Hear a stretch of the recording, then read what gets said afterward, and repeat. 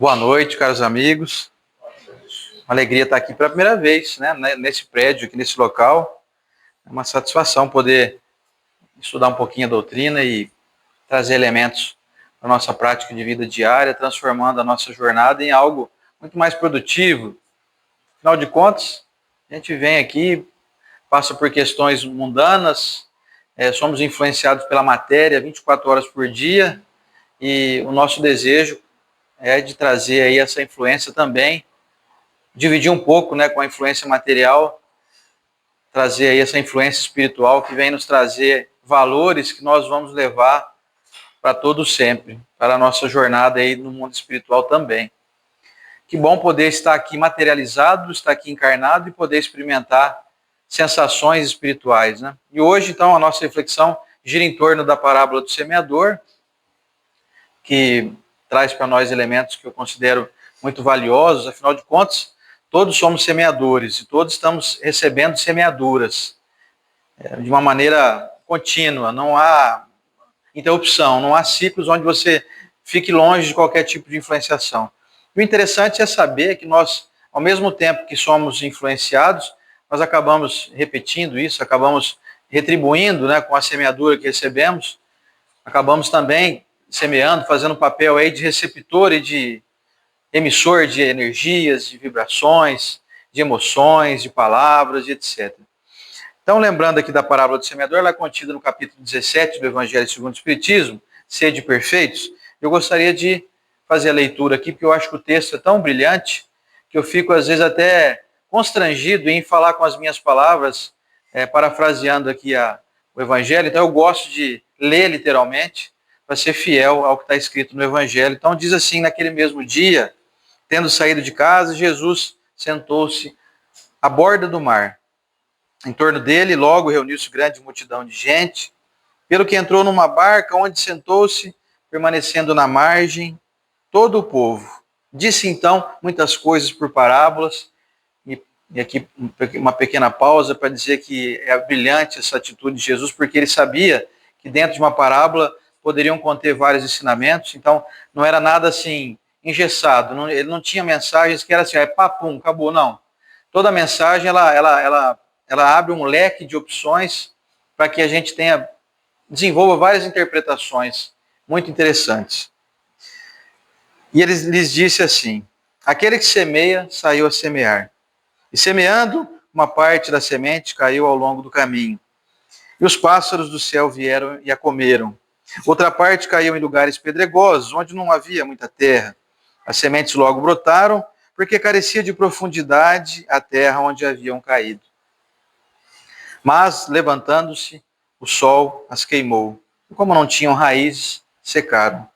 Outra parte caiu sobre espinheiros, e estes, crescendo, as abafaram.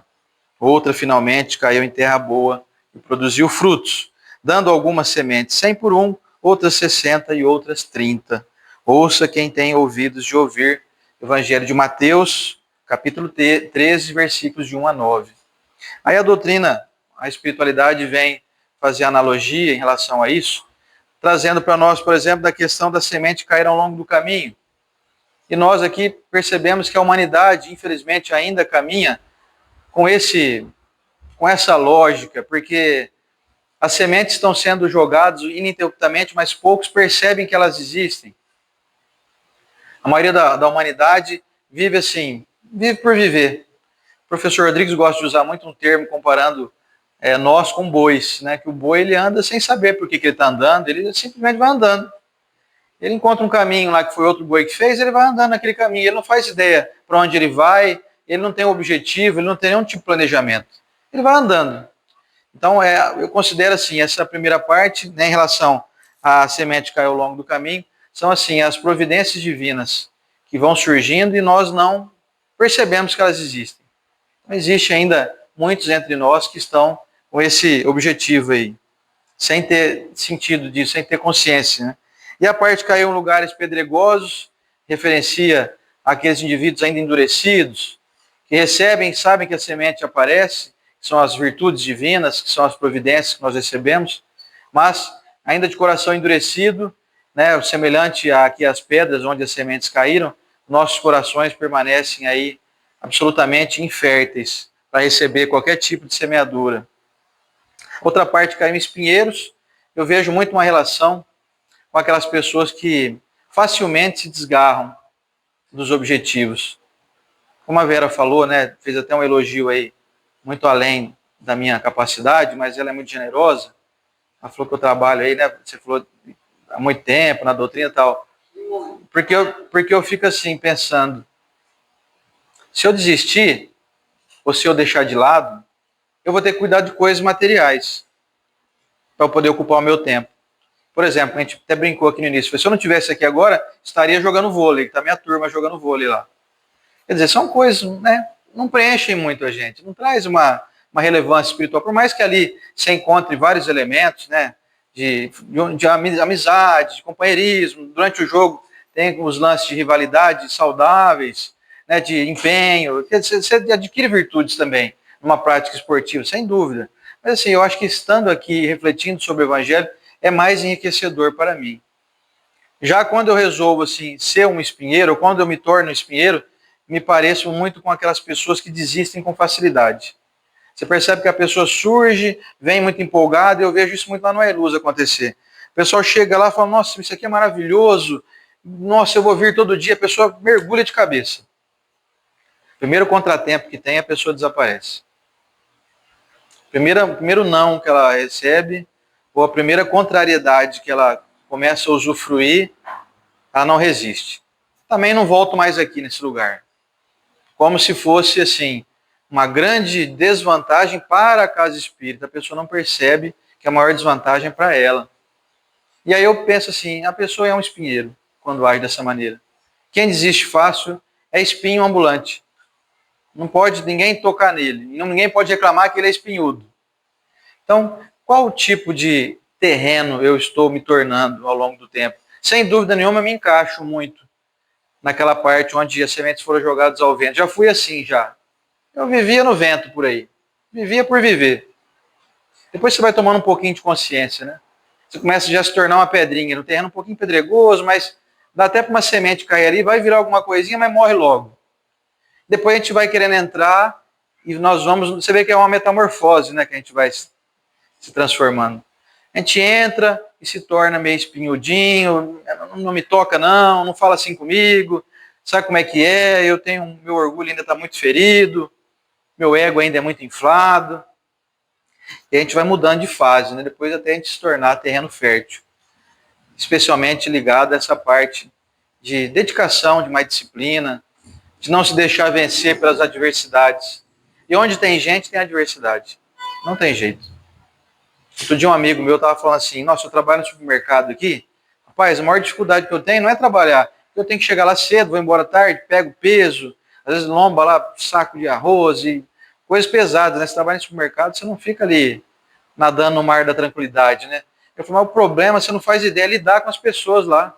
Um é mentiroso, o outro é falso, o outro é isso, o outro é aquilo. Começou a adjetivar todo mundo. Pois é, esse é o nosso desafio. Para adquirir virtude é preciso ter um entendimento de resignação, de renúncia. Que aí você se torna terreno fértil, você consegue lidar com adversidades. Hoje mesmo fiz ali uma singela homenagem ao Papa Francisco, falecido, né, nessa noite. E a gente tem uma ideia, mais ou menos, pelos comentários que a gente vê que as pessoas fazem, né? Como é que funciona a mente das pessoas, né?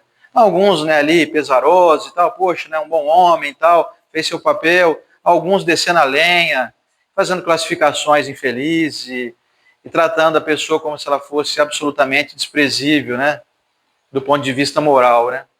Aí uma pessoa amiga minha escreveu assim, olha, eu admiro, viu, você aí meio que... Ele quis dizer assim, você passou pano aí pro Papa, né, e tal, né?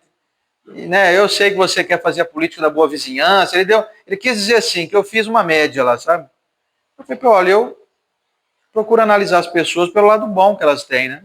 Porque lado ruim todo mundo tem. Eu não quero um dia desencarnar e as pessoas lembrarem só do mal que eu fiz, sabe? Eu espero que as pessoas tenham um pouco de piedade de mim.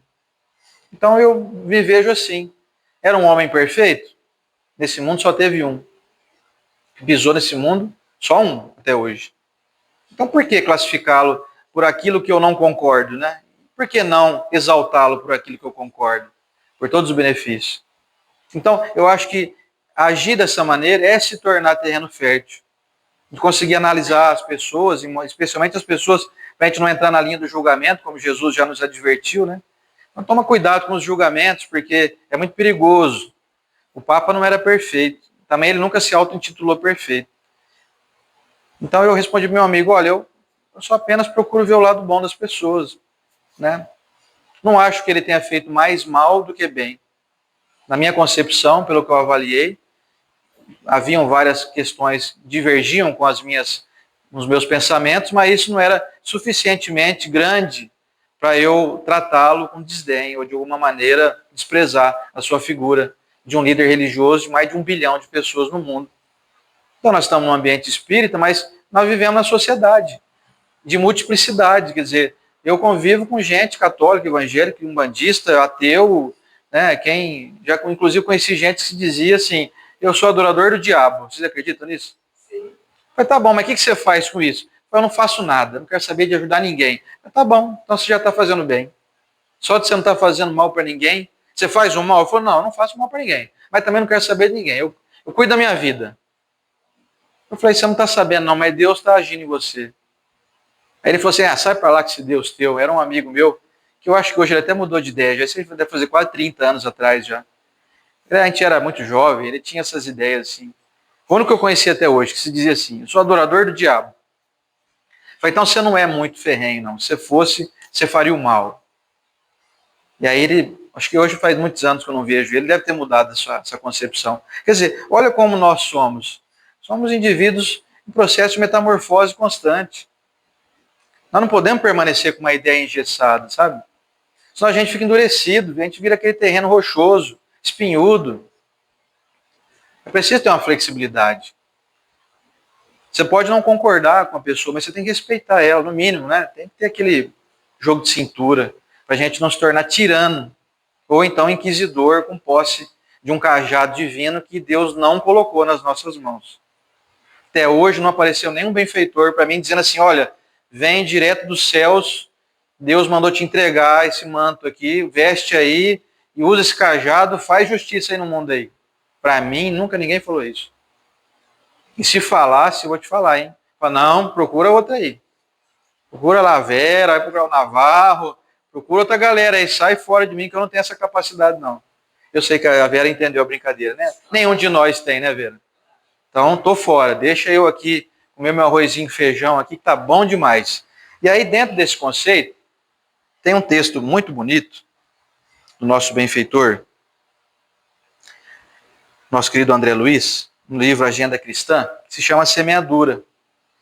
É o capítulo 21 do Agenda Cristã. O André Luiz faz algumas reflexões em torno dessa semeadura, que nós estamos aqui orientados a fazer. Afinal de contas, nós recebemos a semeadura divina, e nós somos sua imagem e semelhança.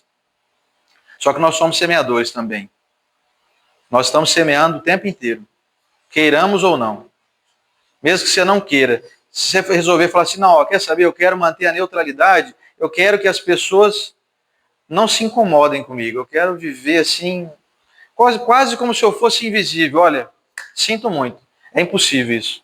Você pode até tentar, você não vai conseguir. Porque primeiro você fala assim, vamos arrumar um mecanismo, então, de eu me tornar invisível. O que eu deveria fazer? Eu deveria primeiro fugir de longe da sociedade. Eu vou ter que viver isolado em algum lugar, para não conviver com ninguém. Porque se alguém souber que eu estou num lugar, já tem alguém que está feliz ou triste comigo. Então vamos supor que eu realizasse essa tarefa. Eu vou escolher um local bem longínquo da terra, aqui de Rio Preto, do Brasil, sei lá, vou morar lá no Nepal, lá naquelas montanhas lá, onde se escondem lá, pessoas que querem fugir do mundo, né? Só que aqui eu vou deixar gente que sabe que eu vou estar indo para lá. Então só de eu estar indo e me isolar lá, vai gerar um burburinho aqui, eu já vou estar incomodando um monte de gente. Onde já se viu, olha, fazer um negócio desse, está fugindo da vida e tal. Então, mesmo que eu queira permanecer em absoluta neutralidade, não vou conseguir. Não tem jeito. Aí eu fico lá, sei lá, 5 anos lá. Daqui uns 5 anos o povo vai esquecer bem de mim, assim. Só que vão ter pessoas que me amam, e vão estar sempre querendo saber se eu estou bem, se eu estou vivo ainda, se não morri lá, se não passei frio. Então, assim, eu vou estar irremediavelmente fazendo semeadura. Não dá para escapar disso. E aí nós temos que analisar o seguinte: será que o tipo de semeadura que eu ando fazendo está me deixando satisfeito? Será que o meu propósito divino de ser feliz, de ter saúde, de viver bem, está sendo alcançado baseado naquilo que eu venho construindo na minha jornada? Agora mesmo que está todo mundo sentadinho aqui me vendo, mas vocês estão construindo algo. Mesmo você aparentemente permaneça, não, mas eu estou só sentado assistindo, não estou falando nada. A tua expressão corporal, o teu olhar, tudo isso está sendo construído. Se você está gostando ou não, você está construindo dentro de você um tipo de semeadura. Você pode estar aqui e falar, ai meu Deus, acaba logo isso, eu quero ir embora, pelo amor de Deus, vai, ó, 8h30 já quase, vai acabar não? Quer dizer, você está semeando algo ruim dentro de você. Não é nem em mim, que às vezes eu não vou nem perceber que você está pensando nisso. Então, assim, é contínuo, é ato contínuo. Semeadura e receber sementes, é ato contínuo. E o André Luiz traz a seguinte reflexão: sua generosidade chamará a bondade alheia em seu socorro. Ou seja, se você plantar generosidade, você vai atrair um campo magnético em torno de você, um magnetismo de generosidade que vai atrair a bondade alheia. E o que a gente quer é ter pessoas boas ao nosso redor. Não há quem não queira. Só que para poder merecer isso, é preciso plantar primeiro generosidade. É preciso plantar afeto. É preciso fazer com que as pessoas gostem de nós. Mesmo que você não consiga o objetivo. Mas pelo menos tente. Essa história de, eu sou assim, quem quiser gostar de mim, goste, não quiser, problema da pessoa. É um modo de pensar assim, uma aparente assim, autoconfiança, né? Eu gosto de mim, eu me amo. Só que não é bem assim que as coisas funcionam. Nós precisamos nos modelar para que as pessoas gostem de nós. Senão nós não conseguimos criar esse campo magnético de bondade em nosso redor, em nosso entorno. Então, quer dizer, quando eu li isso aqui, eu fiquei pensando, será que eu ando sendo generoso? Será que generosidade tem a ver somente com coisas materiais? Eu ando dando coisas materiais para as pessoas? Isso é um ponto irrelevante. A generosidade aqui se dá com palavras, com atenção, com carinho, com afeto, com consideração, com respeito. Será que, por exemplo, quando eu vou fazer um comentário em rede social na publicação de alguém, será que sou generoso? Ou será que é só paulada, alfinetada, cutucada, ironia, deboche, desrespeito? Será que isso é ser generoso? Será que isso, a maneira como eu ando me portando em ambiente, hoje em dia, a gente vive muito mais nas redes sociais do que praticamente lidando diretamente um com o outro, né? É uma autoanálise a ser observada. É uma reflexão para a gente observar se estamos criando bondade alheia em nosso entorno. Outra frase que ele diz assim: sua simplicidade solucionará problemas para muita gente. Quer dizer, ser mais simples nos torna menos complexos, nos torna mais assim afáveis, mais sutis. E a sutileza faz com que o nosso organismo trabalhe de uma forma mais harmônica. Quando eu não sou simples, não no sentido pejorativo da palavra, então eu vou andar descalço, vou andar com uma roupa velha, vou andar aí desleixado para mostrar que eu sou simples, né? Isso aí já é um relaxo, já é pender para o lado da balança mais do relaxo do que do equilíbrio. O equilíbrio se dá assim. Simplicidade é não nos tornarmos complexos a ponto de que as pessoas nos enxerguem como pessoas problemáticas. Sabe aquela pessoa que você convive? Você tem que pisar em ovos, que você tem que até tirar um pouco a tua personalidade. Às vezes nós somos assim. Eu sempre penso assim, será que quando eu chego perto de alguém, a pessoa muda um pouco o jeito, porque ela tem algum receio de mim? Eu sou muito criterioso, eu sou muito cheio de detalhes. Quer ver um exemplo para poder ilustrar isso aqui? Eu lembro de um amigo meu, que uma vez nós chamamos ele para jantar na minha casa, isso faz muito tempo já. E na época minha esposa tinha feito bife à milanesa, né? Eu adoro, né? Não sei se alguém não gosta aí. Aí chegou lá, ele me olhou assim, pai, não gosto muito de bife assim, sabe? Você me perdoa aí. Ele até ficou meio sem graça, assim. Aí eu fiquei sem graça, porque eu pensei, meu Deus, por que eu não perguntei antes, né, o que ele comia, o que ele não comia, para fazer o que ele gosta, né? Eu imaginei que ele gostasse, né, mas ele não quis, né? Aí eu pensei, já meio que quebrou 50% ali da qualidade do jantar ali, né? Então aí eu fiquei pensando, a próxima vez eu aprendi a lição também, né? A próxima vez eu pergunto para a pessoa, quando eu vou convidar ela para ir na minha casa, o que você gosta de comer? Não fazer, vamos providenciar o que você gosta, né? Vou fazer o que eu gosto, né? Afinal de contas, amar o próximo é amar ele de acordo com os gostos dele, né? Se eu for amar o próximo, por exemplo, para ele torcer para o meu time, aí ele não vai ficar muito feliz comigo, né? Vou dar uma camisa do meu time para ele não vai gostar muito. Especialmente numa época dessa agora, né? Que o nosso Palmeiras está voando baixo aí, né? Os corintianos não estão muito felizes com a gente. Eu tentei dar uma camisa do Palmeiras para meu amigo meu corintiano, ele não gostou. Ele ficou meio aborrecido comigo. Então, assim, não é assim que ama as pessoas, né? No aniversário do meu amigo corintiano, eu vou dar uma camisa do Corinthians para ele, né? É assim que tem que ser. E aí, então, eu fiquei pensando assim, essa simplicidade que às vezes a gente pode desenvolver, na hora, aí usando esse exemplo da história desse meu amigo que foi lá jantar em casa, o que ele poderia ter feito, né? Se fosse eu que chegasse no lugar e falasse, eu não gosto muito disso aí. Você poderia pegar um pedacinho, então, deixa ali no canto, né? Dá uma enrolada ali e tal, mas não querendo aqui dizer o que ele deve fazer, né? Estou fazendo uma coisa assim comigo, o que eu vou fazer um dia se eu chegar no lugar e ter uma comida ali que eu não me simpatizo muito? Dá uma disfarçada e tal, né? Porque isso faz com que as pessoas não enxerguem a nós como indivíduos muito complexos e causa esse certo aí, ó, você gera problemas para os outros.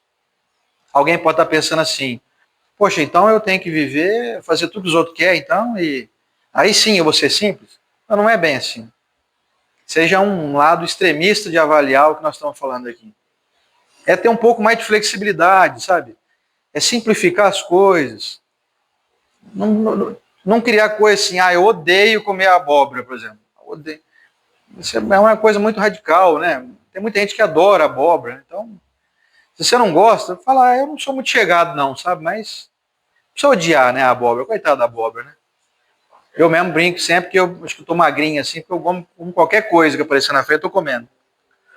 Só não como buchada, viu, gente? Bucha aí não... Vocês gostam? Já teve um gostou ali, já. Então, dobradinha, buchada, assim, quem gosta, beleza.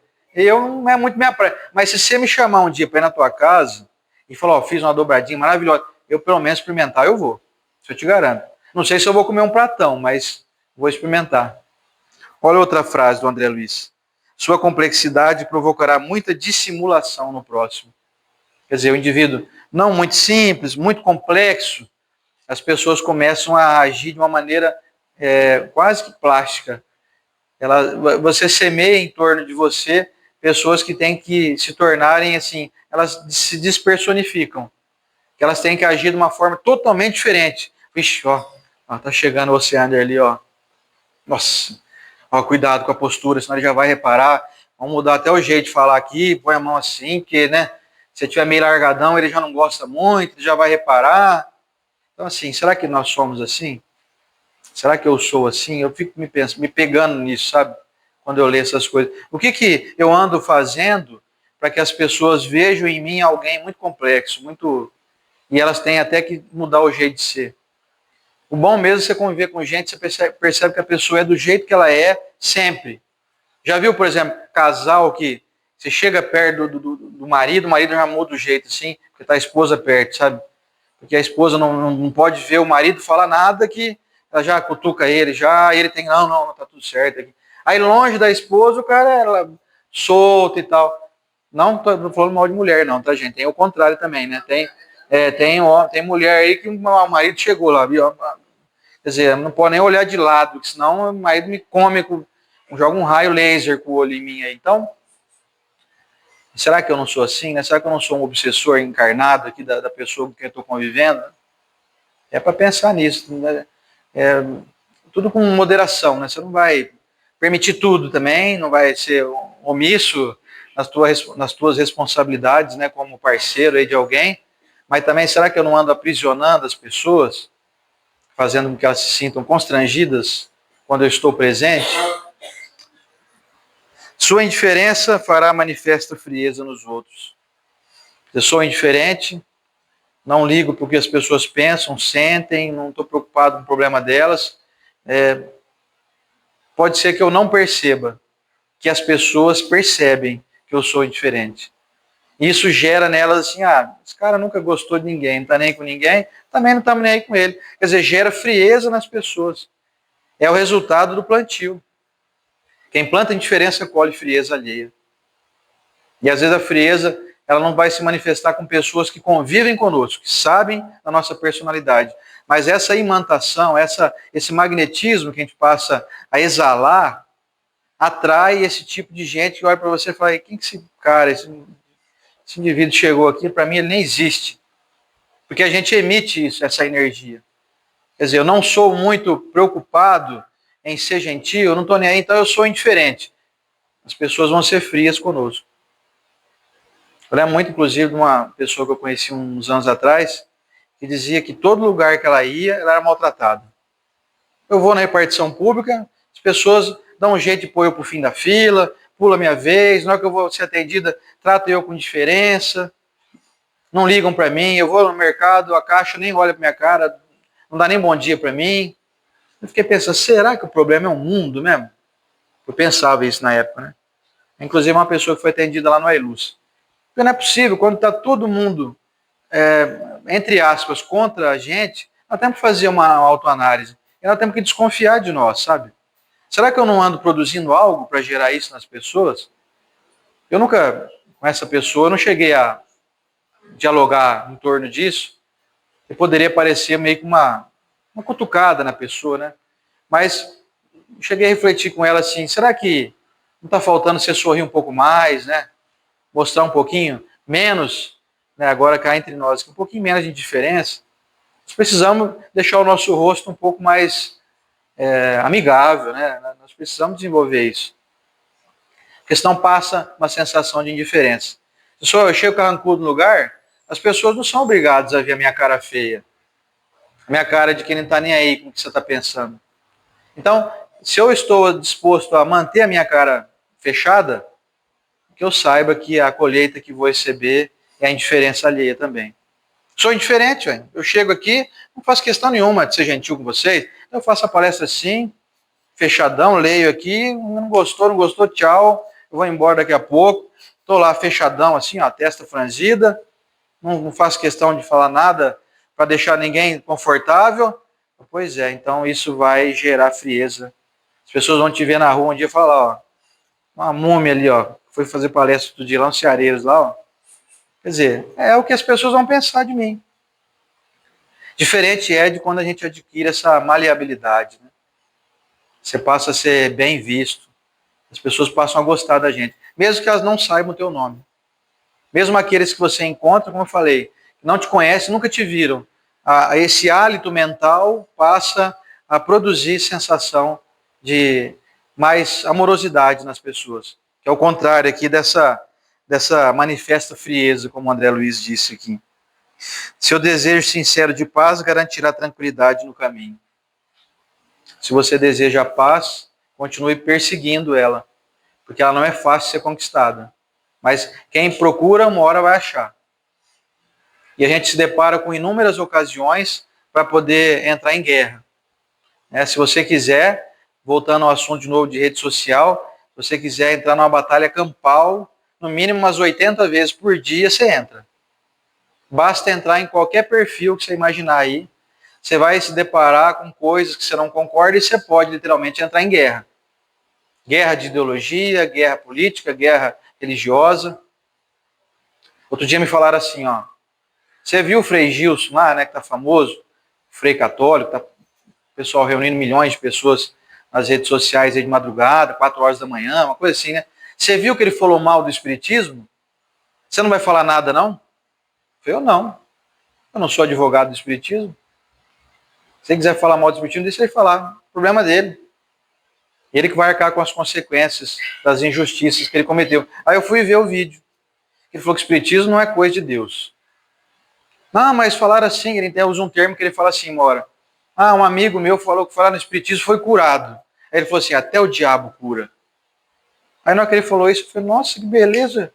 Tá mudando o discurso, o diabo não é tão mal mais como ele era antes. Porque tá um padre falando que o diabo cura. Que diabo bonzinho, hein? Que beleza. Mas ele quis dizer assim, associar o diabo com nós espíritas, né? Aí eu pensei, coitado, uma fala infeliz. Ele é inexperiente ainda, ele é jovem. Ele vai mudar esse conceito, com certeza. Agora, eu entrar em guerra campal contra ele, mas não vou de jeito nenhum. Eu vou produzir o bem, não vou querer ficar entrando em combate. Inclusive, perguntaram para o Chico Xavier uma vez, Chico, você é contra o aborto? Olha a resposta do Chico, gente. Que sabedoria. Ele falou assim, eu sou a favor da vida. Quer dizer, então se você é contra o aborto, então você tem que ficar guerreando com quem é a favor do aborto, né? Você tem que ver em combate lá. Então promova a vida, promova o que é certo. Agora sim, a gente não faz isso, a gente quer ficar entrando em guerra. Aí tá aqui, ó. Seu propósito de guerrear dará frutos de inquietação. Que é a mensagem seguinte aqui. Você vai viver inquieto. Porque você sabe que a todo momento vai chegar um inimigo teu ali, ó. Todo momento você está aqui e fala, será que vai aparecer alguém aí que eu discuti agora há pouco na rede social aí? Ixi, será que eu estou aqui agora? Será que chega alguém aí? Vem me desmascarar aqui agora? Então assim, você vai viver inquieto. Estou plantando guerra, estou plantando inquietação, vou colher isso. Então, vamos fazer essa análise. Nós não estamos aqui, gente, querendo estimular ninguém a ser omisso, a ser covarde, a ser concordante com tudo que aparece. Não é nada disso. Nós estamos aqui em favor de entrar na linha do equilíbrio, porque é o equilíbrio que vai dar sabedoria, que vai dar bom êxito, vai dar bom fruto. Não é nem deixar a fonte secar, mas também não é aguar demais. Não joga muita água na planta não, que ela morre afogada. Mas também não deixa ela seca. Joga uma aguinha de vez em quando lá, dá uma regadinha ali de manhã. Nós temos que nos regar assim. Né? Eu estou aqui agora, eu estou assim, eu estou tentando me regar para ver se vira um terreno fértil eu aqui, ó. Se a semente divina começa a brotar em mim. Porque de vez em quando eu me vejo ainda muito espinhudo, sabe? Muito pedregoso. Eu me vejo, tem hora que eu penso umas coisas e falo, nossa, gente, isso aqui é jogar semente no vento. É o primeiro item lá. Eu sou o indivíduo agora que a semente passa longe de mim. Nem na pedregoso eu estou abaixo ainda. De acordo com algumas coisas que eu penso, algumas coisas que eu faço, algumas coisas que eu deixo de fazer. É uma autoanálise constante que nós temos que fazer. Sua franqueza contundente receberá frases rudes, ou seja, quem fala o que quer, ouve o que não quer. Franqueza contundente significa assim, estou de posse da verdade. Eu não falo nada de errado, eu não minto. Pois é, mas o que você vai falar é verdade, mas vai trazer benefício ou vai trazer destruição? Não é uma frase do Chico que fala que a verdade que fere é pior que a mentira que consola? Muita gente não concorda. Outro dia eu postei essa frase lá, virou um bafafá lá. Ah, não, eu prefiro que me fale a verdade. Que eu não concordo com o Chico Xavier, não. Não minta para mim, não. As pessoas não entenderam a sutileza do Chico. Ele quis dizer assim, às vezes uma mentirinha, ela oculta alguma verdade, mas deixa você confortável. Não mexe, não cutuca a tua ferida. Agora, sim, um indivíduo repleto de muita verdade, ele está sempre... Ele é praticamente um canhão de guerra ambulante. Porque ele é aquele indivíduo assim, pesa 50 toneladas, sai dando tiro para todo lado. Só que o meu tiro tem sempre o alvo certo. Eu estou de posse da verdade. Então se contente em ser alguém considerado um canhão de guerra. Cuspindo verdade por aí em forma de bala de canhão. Tome cuidado, olha lá. Franqueza contundente. Você vai receber frase rude também. Prepare-se para ser maltratado. Até inclusive por pessoas que verdadeiramente estão erradas. Você pode falar uma verdade, corrigir alguém que está de fato errado. Mas dependendo do jeito que você faz isso, prepare-se que a pessoa vai revidar. Não espere receber. Ô, meu irmão, que beleza, você me corrigiu aí. Olha, obrigado, viu? Eu não percebi que eu estava no caminho totalmente equivocado. Já viu alguém responder isso já, quando a gente corrige? Que beleza, olha, você salvou minha vida. Não fosse você me dizer que eu estou precisando corrigir esse defeito meu aqui, que eu acabei de perceber agora, eu não estava percebendo. Nossa, muito obrigado, você foi um anjo na minha vida. Conhece alguém que faz isso? Quando você fala uma verdade? Eu não encontrei ninguém até hoje. A pessoa às vezes percebe que está errada, mas ela bate o pé que ela não quer admitir. Aí você entra em atrito. Cria inimizade. Então a verdade é um negócio muito difícil. Muito difícil ser... A proposta da verdade é assim, é a justiça divina, mas nós ainda não somos possuidores da verdade verdadeira. É a verdade de acordo com a ótica do nosso ponto de vista. Isso é muito relativo. Tem muita gente que considera uma grande verdade certas teorias que, para mim, não fazem nenhum sentido. Então, e aí, quem está certo? Para mim, por exemplo, o Espiritismo é uma grande verdade, absolutamente aceitável. Estou aqui já há mais de 20 anos nela e não achei nada que pudesse macular essa verdade. Mas tem outras pessoas que acham que eu estou batendo bomba e cultuando o diabo. Né? Como foi falado há pouco em rede nacional aí, pelo nosso referido padre, né, que disse que não é coisa de cristão ser espírita. E aí, quem está com a verdade? Ele ou eu? Para ele, é ele. Para mim, sou eu. Né? Para finalizar, então, sua espiritualidade superior incentivará sublimes construções espirituais. Aquela história do exemplo, né? Você deve pregar o evangelho o máximo possível e, de vez em quando, se for necessário, usar as palavras. Parafraseando aí nosso, né, até que o nosso Papa homenageou Francisco de Assis. Quer dizer, nós somos o que nós produzimos. Nós somos muito pouco do que nós falamos. Aliás, o que nós falamos de nós é uma excelente propaganda enganosa, né? Nós somos sempre muito melhores, aliás, muito piores do que a gente pensa, do que a gente fala de nós, né? Então essa frase me pegou aqui, ó. Sua espiritualidade superior incentivará sublimes construções espirituais. Que as pessoas estão nos observando. Outra frase que eu gosto diz assim que muitas vezes o único evangelho que as pessoas leem somos nós. Como é que será que anda sendo essa distribuição evangélica de minha parte? Na sociedade, no trânsito, no supermercado, no posto de gasolina, dentro da minha família, dentro do ambiente virtual. Quer dizer, a minha espiritualidade é o que eu produzo, não o que eu penso que eu sou, nem o que falam de mim. Pode ter gente que fala, nossa, ele é maravilhoso. Não se empolgue. Não se empolgue com elogios, mas também não se destrua com as críticas. Deve ter gente que fala assim, você é uma besta quadrada andando por aí. E aí?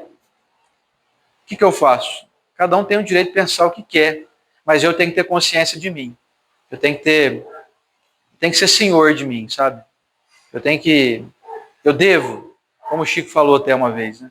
A mim me reservo o direito de ser como sou. Me cobro para que cada dia eu seja melhor. Agora sim, o que pensam, o que vão deixar de dizer, o que falam, é de responsabilidade de cada um. Certo? Eu acho que deu para entender bem isso, né? Vamos semear. E vamos semear em nós. Vamos permitir que a nossa terra seja fértil, para que a semeadura divina venha em nós e encontre uma relevância, né? Que nós possamos aproveitar todo esse conteúdo maravilhoso que a doutrina nos oferece, que nós possamos melhorar a nossa vida. Porque senão a gente fica esperando ações externas que vão demorar muito tempo para poder melhorarem. Não espere o governo melhorar, não espere o teu parente ser mais gentil, sabe? Não espere o clima ficar mais controlado, a natureza ser mais equilibrada. Não espere isso não. Começa agora. A gente não sabe quando vai ser o nosso último dia aqui. Talvez seja hoje, tomara que não, mas pode ser que seja. Quantos de nós, talvez, já estávamos programados a não estarmos mais aqui? Às vezes eu penso nisso, sabe? Será que se eu tivesse seguido outro caminho eu estava aqui ainda? Talvez não. Que bênção. Que a providência divina, como disse a Vera, né? Chega sempre primeiro ali a misericórdia divina antes da justiça. Vamos trabalhar bem com a misericórdia divina. Vamos deixá-la amiga da gente. Vamos desenvolver um pouco mais de humildade, mais paciência, mais generosidade, mais afeto, mais respeito.